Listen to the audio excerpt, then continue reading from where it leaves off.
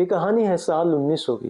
नेपाल के रूपर गांव के बाहर एक शांत ठंडी सुबह अचानक चीखों से ढह जाती है और जब गांव के लोग वहां पहुंचते हैं तो उन्हें सिर्फ खून के कुछ धब्बे मिलते हैं। इसी के साथ चंपावत के हत्यारे की कहानी शुरू होती है। ये वो जमाना था जब बिजली नहीं थी, ना ही पक्के घर और ना ही आबादी इतनी थी। चारों तरफ सिर्फ जंगल ही जंगल फैला हुआ था। ऐसे में किसी कारण से एक बाघिन को इंसानी स्वाद पसंद आ गया और हफ्ते दर हफ्ते लोग लापता होने लगे।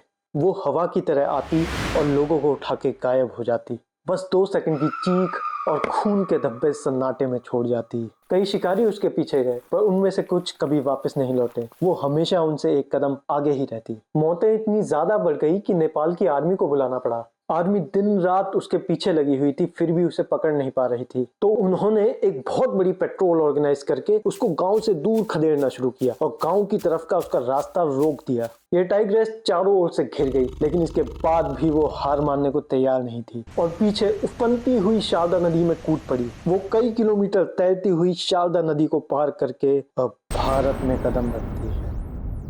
अब कुमाऊं के रीजन में एक के बाद एक लोग लापता होने लगते हैं। ये टाइग्रेस लगातार जगह के हिसाब से अपनी शिकार की स्ट्रेटेजी को बदल देती थी। एक जगह शिकार करने के बाद ये दोबारा उस जगह शिकार ना करके कई किलोमीटर दूर जाके शिकार करती। एक बार तो एक शिकार के बाद अगले दिन उसके पैरों के निशान 32 किलोमीटर दूर मिले। इससे एक तो उसे नई जगह अनसस्पेक्टिंग लोग मिल जाते शिकार के लिए और साथ ही उसका पीछा करते शिकारी इतनी बड़ी टेरिटरी में खो जाते। इसका ज्यादातर शिकार औरतें और बच्चे होते थे जो गांव से बाहर लकड़ियां बीनने या मवेशी चराने आते थे। पूरे कुमाऊं में दहशत फैल गई और लोग किस्से कहानियां उड़ाने लगे, जिससे इसका डर इतना बढ़ गया कि दूर जंगल में अगर ढाल सुनाई दे जाए तो लोग अपने आप को घरों में बंद कर लेते थे। इस दहशत को चलते चलते 7 साल बीत गए।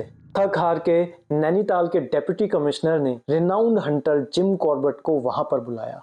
अब 1907 में पुंगार गांव के बाहर कुछ औरतें पत्ते बीनने के लिए जाती हैं। उनमें से एक 16 साल की बच्ची प्रेमिका देवी थोड़ा सा आगे निकल जाती है और वो टाइग्रेस एक झपट्टे में सबके सामने उसको उठा कर ले जाती है और पीछे खून से सना रास्ता छोड़ जाती है, जिसे जिम कॉर्बेट फॉलो करता है और बच्ची की लाश तक पहुंच जाता है। जब उसका ध्यान उधर होता है तब अचानक टाइग्रेस उसको चार्ज करती है और आनंद फानंद में वो 2 शॉट फायर करता है, जिससे टाइग्रेस जंगल में गायब हो जाती है। इससे घबरा के कॉर्बेट अकेला उसके पीछे नहीं जाता और डिसाइड करता है कि अगले दिन गांव वालों के साथ उसको ढूंढने जाएगा। अगली सुबह लगभग 300 गांव वालों के साथ जिम कॉर्बेट उस टाइगर की तलाश में निकलता है। अपने एक्सपीरियंस के बेस पे वो लोगों को गाइड करता है और टाइग्रेस के पोटेंशियल भागने वाले रास्ते पे राइफल लेके तैनात हो जाता है। लगभग दोपहर को फाइनली वो टाइग्रेस बाहर निकलती है। कॉर्बेट उस पर फायर करता है पर ये शॉट जानलेवा नहीं होता और उसको रोक नहीं पाता और वो बहुत भयानक ढंग से कॉर्बेट की तरफ चार्ज करती है। कॉर्बेट के बाकी शॉट्स भी मिस हो जाते हैं और उसकी गोलियां खत्म हो जाती हैं। ऐसे दिल दहलाने वाले पल में एक गांव वाला उन्हें अपनी राइफल फेंकता है, जिससे वो एक आखिरी शॉट फायर कर पाते हैं जब टाइग्रेस सिर्फ 20 फीट दूर रह गई थी और ये शॉट डिसिसिव साबित होता है। टाइग्रेस वहीं खत्म हो जाती है और इसी के साथ 7 साल का उसका आतंक आखिरकार खत्म हो जाता है।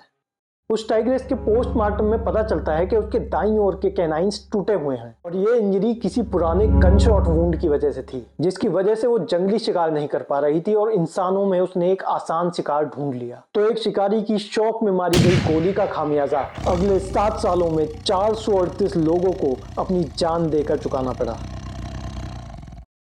जो कि माइंड ब्लोइंग है।